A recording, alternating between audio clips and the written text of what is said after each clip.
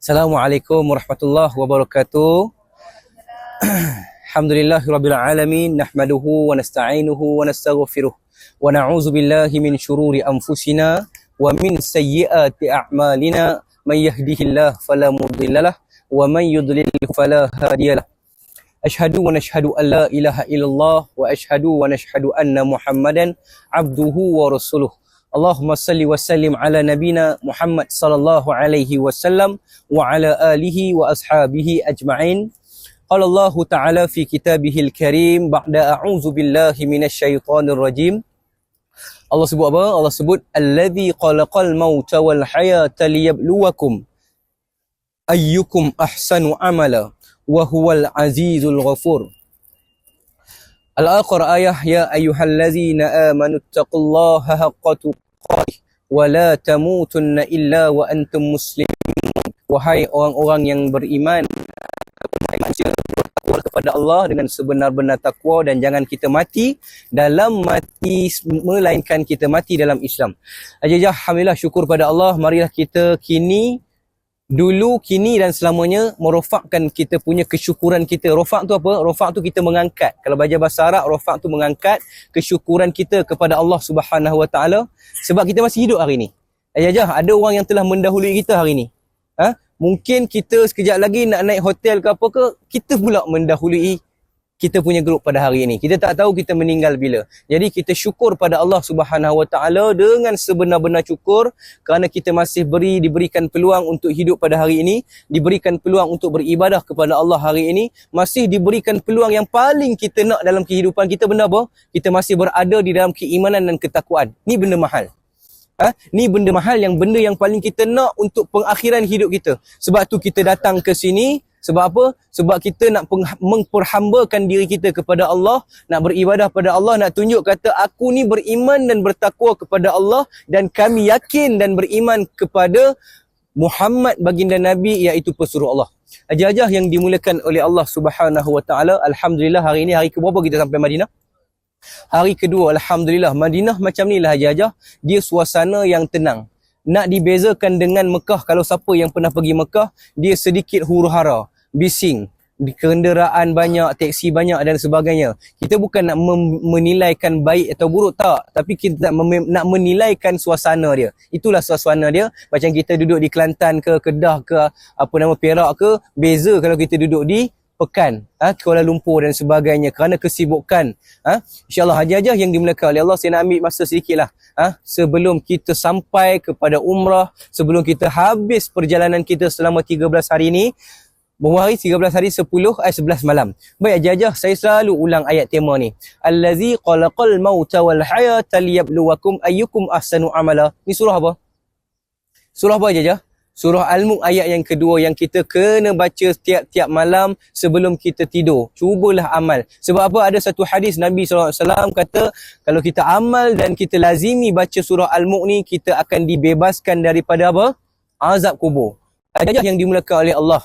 Ayat ni kata, ajajah, kita hidup 99 tahun ataupun 99.9 tahun. Kita hidup 80 tahun, kita hidup 70 tahun, kita hidup 25 tahun. Tapi bila mana kita pergi depan Allah Azza wa Jal, amalan kita kosong. Saya dah kongsi dah atas bahas kot, tak salah saya. Kita pergi hadapan Allah Ta'ala dalam keadaan mana amalan aku ni? Mana tak dihitung oleh Allah pun.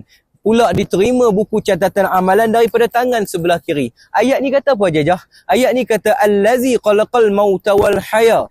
Aku telah menciptakan ataupun yang menciptakan kematian dan kehidupan itu liyabluwakum ayyukum ahsanu amala. Allah cipta hidup kita, Allah cipta kematian dan kehidupan ni untuk apa? Liyabluwakum ayyukum ahsanu amala. Nak tengok mana amalan daripada kita ni yang paling terbaik di sisi Allah Subhanahu Wa Taala. Ahsanu amala. Benda apa ahsanu amala ni? Ahsanu amala ni asal muasal perkataan hasana. Kalau kita belajar bahasa Arab, kita nak faham bahasa Arab, dia perkataan bahasa Arab ni dia mula dengan 3 patah perkataan sahaja. Kalau kita nak tahu perkataan tu maksud apa, kita kena kembali kepada 3 perkataan asal dia. Contoh ahsanu amala, amalan yang paling baik. Okey, perkataan asal dia apa? Hasana, 3 perkataan. Kalau ahsanu amala, ahsan, 4 perkataan, alif, ha, sin, nun. Kalau perkataan asal dia adalah hasana, hasana, iaitu apa? Baik. Sama juga dengan akbar, maha besar, maha besar. Jadi perkataan asal dia apa? Kabara, iaitu besar. Dipanggil dalam bahasa Arab iaitu kata nama yang membesarkan. Isim tafdil nama dia. Membesarkan. Kalau besar, kalau tambah alif di hadapan jadi isim tafdil, dia paling besar, maha besar. Sama juga dengan ayat yang saya baca tadi. Hasana, ahsanu amala, amalan yang paling yang paling baik. Aja-aja yang dimuliakan oleh Allah Subhanahu Wa Taala, kita datang ke sini sudah pastilah Buddha mesti ada tujuan.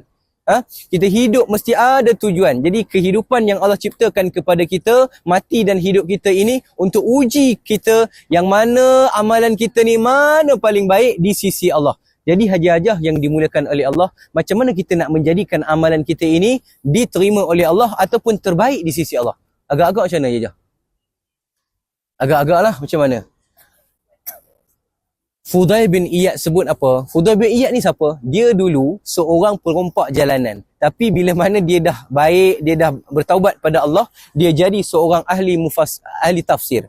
Jadi dia menafsirkan ayat ahsanu amala ni. Apa dia tafsir? Macam mana nak jadikan amalan kita ni diterima oleh Allah? Aja-aja kita hidup 70 tahun, bila mana kita pergi depan Allah Ta'ala, tak ada amalan kita. Wish, rugi je. Rugi. Nak kena masuk celup dalam neraka baru nak masuk syurga. Allah na'udzubillahi min zalik. Aja-aja macam mana nak menjadikan amalan kita diterima oleh Allah dan terbaik di samping Allah Subhanahu Wa Taala. Fudail bin Iyad ni sebut dua perkara. Yang pertama apa? Kita kena jadi orang yang ikhlas. Aja-aja. Kalau kita tengok ikhlas ni, kadang-kadang kita rasa mudah je ikhlas. Haji, saya sedekah tadi 100 rial kat masjid tadi. Ikhlas, alhamdulillah. Yang tahu ikhlas tak ikhlas hanyalah diri kita dan Allah. Tapi haji-haji ada technician, ada teknikal dekat situ. Teknikal dia apa? Macam mana kita nak jadi ikhlas terhadap amalan kita? Allah bagi isyarat dah kat Al-Quran. Allah ajar dah. Sebab tu saya kata Al-Quran, agama ni telah sempurna dah. Allah ajar A to Z. Sebab tu kalau kita tengok dalam buku buku syariah Islamiah, pendidikan Islam tingkatan 3, tasawur Islam, Quran Sunnah di tingkatan 4, dia ajar apa dia akan tanya, apa Islam? Apa itu Islam? Apa? Ingat tak? Siapa belajar syariah dulu? Tak ada pendidikan Islam ada tak? Dia tanya, kalau dalam soalan SPM ke apa ke, dia tanya, apa itu Islam? Tolong hurai tentang Islam. Makna Islam itu sendiri adalah cara hidup yang melengkapi aspek kehidupan manusia. A to Z, agama dia ajar kepada kita. Ajar-ajar, agama bukan ajar kita tentang ibadah sahaja. Agama ni dia jaga semua benda. Dia jaga makan minum kita. Kalau kita makan lebih, tak boleh juga.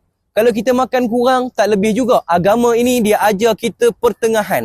Dia ajar tengah-tengah. Tidur lebih pun payah juga. Sakit kepala. Tidur kurang pun sakit kepala. Jadi agama ni dia ajar semua aspek. Agama mensarankan kita untuk sihat. Jangan gemuk sangat macam saya. Jangan. Okay, haji-haji yang dimuliakan oleh Allah Subhanahu Wa Taala. Apa yang saya nak kata? Fudail bin Iyad sebut yang pertama tadi adalah ikhlas. Ikhlas ni Allah mengisyaratkan macam mana kita nak ikhlas dalam beribadah. Macam mana haji-haji? Agak-agak lah. Agak-agak macam mana haji-haji? Allah ajar kepada kita macam mana tanda kita ikhlas dalam beribadah. Yang pertama apa? Wa yut'imuna at-ta'ama 'ala hubbihi. Itu yang pertama, poin yang pertama. Apa maksud dia? Mereka memberi makan apa yang mereka cintai, apa yang mereka sukai. Kalau kita salah konsep, kita raya tahun lepas kita pakai kebarung. Raya tahun ni kita pakai abaya. Yang tahun lepas kita bagi dekat orang, yang kita dah tak suka kita bagi ke orang. Faham tak maksud saya? Makna kata apa?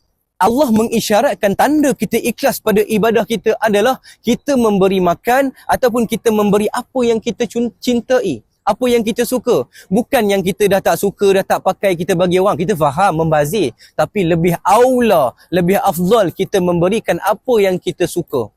Selari dengan hadis Nabi, kita mencintai orang lain macam mana kita mencintai diri kita. Betul tak? Ajar-ajar yang dimuliakan oleh Allah, jangan salah konsep. Bagilah apa yang kita suka, bukan bagi apa yang kita rasa sisa-sisa baki.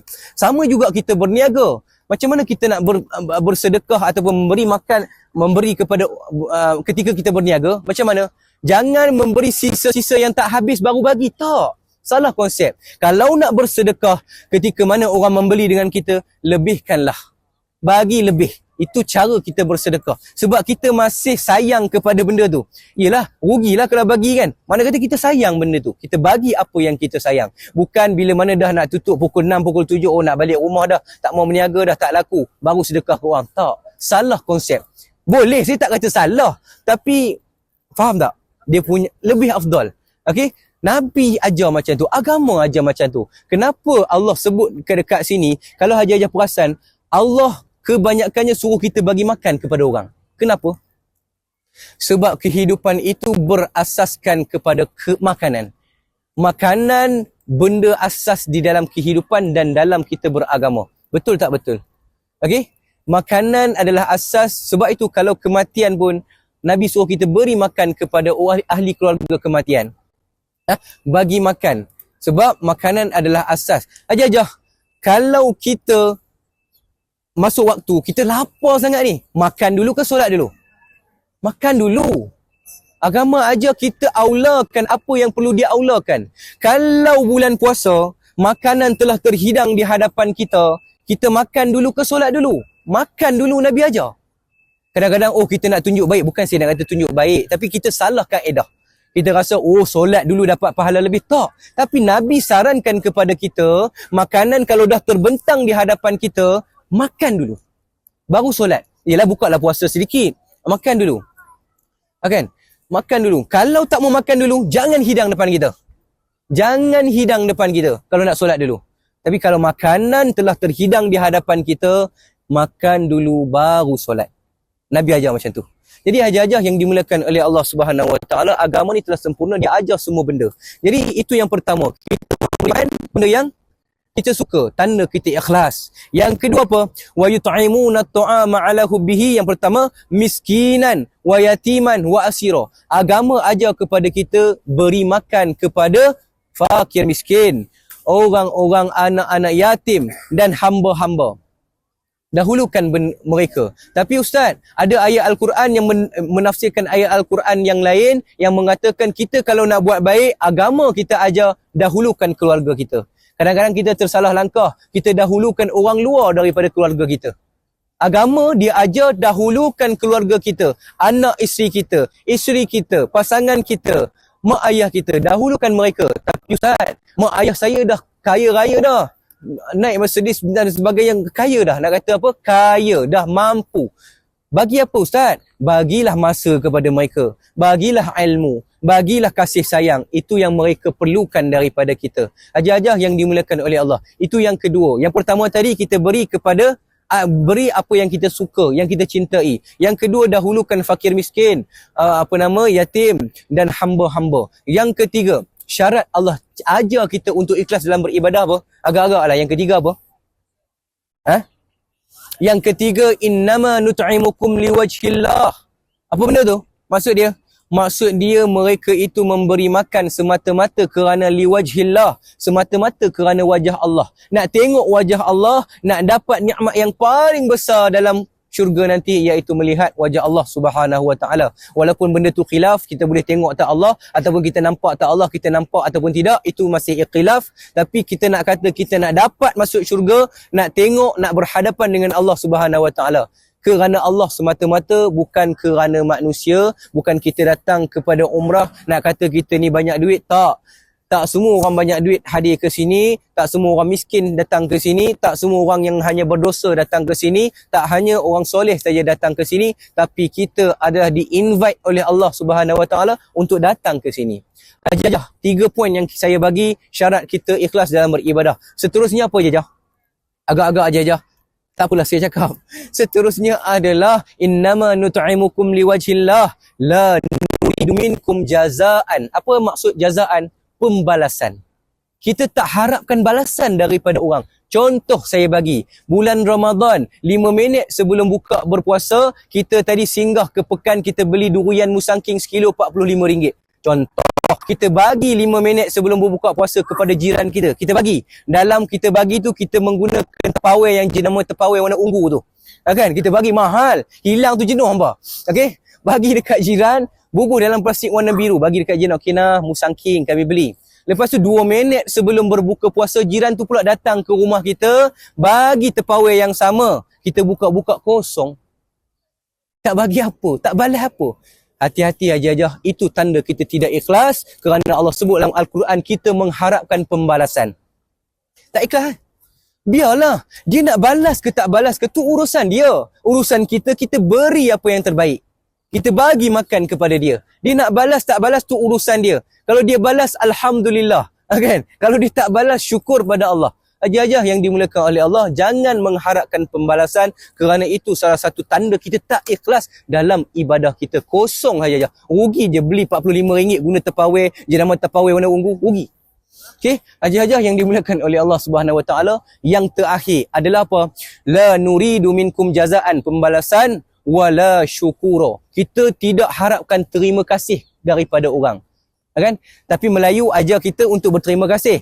Kan? Tapi agama ajar kepada kita, kalau kita memberi, jangan kita sesekali berharap syukuran, terima kasih. Jangan harap. Tu juga salah satu adalah kita harap kepada pembalasan dan terima kasih.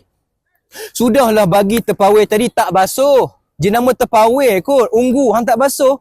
Kan? Buka-buka kosong. Lepas tu pula tak berterima kasih pun tak. Ajar-ajar, hati-hati. Takut kita pergi depan Allah Azza wa Jal, tak ada pun amalan yang kita bagi tadi durian RM45. Rugi. Rugi masa, rugi tenaga, rugi harta. Rugi sahaja. Jadi ajar-ajar yang dimuliakan oleh Allah, satu contoh lain yang saya boleh bagi dekat sini, kita buat kenduri kenara. Contohlah kita buat kenduri kesyukuran dekat rumah kita. Kita jemput ma'had tahfiz. Kita jemput ustaz-ustaz. Kita jemput orang-orang yang baik ataupun orang-orang yang tak baik. Bila mana selesai saja majlis makan dan minum, bila bersalam, adik doakan pak cik ya, hati-hati aja. Kenapa? Dia punya teknikal dia adalah apa? Kita harap doa dia. Aja, kita bagi makan, kita tak payah harap. Dia nak doa dekat kita ke, tak mau doa dekat kita ke, itu urusan dia dengan Allah. Kita, urusan kita buat baik, paling baik. Kita bagi makan. Kecuali, kalaulah kita tak buat makan, kita jumpa kawan kita, sahabat, tolong doakan saya ya. Itu tak apa. Itu kita memang minta doa kepada dia. Bukan kita beri makan kepada dia, kita harap doa dia. Salah konsep je. Hati-hati. Takut kita berada ataupun kita kerugian tentang pahala kita di depan Allah Azza wa Jal. Hati-hati aja. Lagi satu tanda kita ikhlas dah habis. Cuma lagi satu yang perlu kita jaga adalah supaya kita tak rugi di hadapan Allah Azza wa Jal, kita kena jaga penyakit hati kita. Penyakit hati ni apa? Yang pertama penyakit hati adalah dengki. Yang kedua adalah riak. Yang ketiga adalah takabur. Yang keempat adalah sum'ah. Yang kelima adalah dendam. Hati-hati hajajah. Nabi kata apa? Kalau kita ada penyakit hati ataupun iri hati, amalan kita ini dibakar ataupun terbakar bagaikan kayu api yang membakar kayu api. Cepat saja. Jadi hajajah yang dimuliakan oleh Allah, mungkin setakat tu saja peringatan saya terhadap hajajah. Sebab apa benda ni penting? Sebab kita hidup 10 tahun, 40 tahun, 50 tahun, 90 tahun, tiba-tiba kita tak ikhlas cara kita beribadah, takut-takut kita rugi sangat-sangat. Jadi hajah-hajah yang dimuliakan oleh Allah, tak ada apa sangat dah. Inilah bumi Madinah Al-Munawwarah. Macam saya selalu sebut dekat jemaah saya, andailah tidak ada jasad yang mulia di bawah bumi yang kita pijak sekarang ni, mungkin kita tidak akan datang. Tak datang macam mana? Hajajah tengoklah depan kita. Bukit Bukau hanyalah batu bata sahaja. Tak ada pun pokok, tumbuh-tumbuhan tak ada. Bangunan petak-petak. Syawarma pun kadang-kadang syawarma kering. Okey? Jadi hajajah yang dimuliakan oleh Allah, saya nak kata macam itulah. Mungkin kita tak akan datang disebabkan kita datang pada hari ini sebab ada Nabi, sebab ada peristiwa-peristiwa hijrah, sebab ada peristiwa-peristiwa kesakitan-kesakitan, kerinduan, kemiskinan baginda Nabi di sini dengan para sahabat. Sebab itu kita datang. Jadi betulkan niat kita, hajah-hajah yang dimuliakan oleh Allah. Allah sebut dalam Al-Quran, kalau di tanah haram ni, tolonglah jaga kita perbuatan kita, percakapan kita, sangkaan kita terhadap Allah, jaga hati kita. Sebab apa? Kalau di tanah haram ni hajah-hajah, kalau di Malaysia, di tempat lain, kalau kita baru niat untuk buat kejahatan, Allah tak tulis lagi. Kalau kita buat pahala, niat nak buat pahala dah dapat. Kalau buat dapat 2 pahala. Tapi kalau di tanah haram, kalau kita baru sahaja niat nak buat jahat, Allah terus azab kita. Sebab tu kalau ajar-ajar perasan, orang tua-tua kata kalau pergi Mekah, Madinah, tolong jaga mulut, tolong jaga hati, tolong jaga perkataan kita, tolong jaga sangkaan kita terhadap orang lain ataupun Allah. Ajar-ajar yang dimuliakan oleh Allah, sangka baiklah dengan Allah. Kerana Allah sebut apa dalam hadis kursi? Allah sebut, aku ini berada bersama sangkaan-sangkaan hamba aku. Apa yang hamba aku sangka, insya-Allah akan dimakbulkan oleh aku. Jadi ajar-ajar yang dimuliakan oleh Allah, selamat beramal. Carilah sebanyak-banyak mana peluang dan ruang ketika mana kita masih berada di bumi Madinah dan kita masih berada di bumi Mekah Al-Mukarramah. InsyaAllah tak ada apa-apa. Saya minta maaf sangat-sangat jika program pada hari ini tak ada langsung manfaat untuk ajar-ajar. Saya mohon maaf tu kesalahan daripada saya. Moga-moga ada keberkatan untuk program kita pada pagi ini. Jadi petang sekali tak ada program apa dah. Ajar-ajar bebas. Nak pergi cari abaya ke, silalah. Okey, tapi jangan lupa cubalah sedaya upaya jadikan setiap pergerakan kita, setiap aktiviti kita menjadi amal ibadah kepada Allah. Jadi ajar-ajar, Nabi kata apa? Barang siapa yang solat di masjid aku ini akan mendapat 1000 kali ganda. Melainkan dia solat di Masjidil Haram Mekah akan mendapat 100,000 kali ganda. Jadi ajar-ajar dinisbahkan kepada perkara itu. Buatlah apa pun, sedekah ke, senyum ke, zikir ke, baca Quran ke, solat ke, puasa ke, insya-Allah kita akan mendapat gandaan-gandaan seperti yang Nabi sebut tadi. Barang siapa yang solat di masjid akan mendapat 1000 kali ganda. Jadi ambil peluang dan ruang, insya-Allah moga-moga kita dapat menjadi manusia yang diridai oleh Allah Subhanahu wa taala.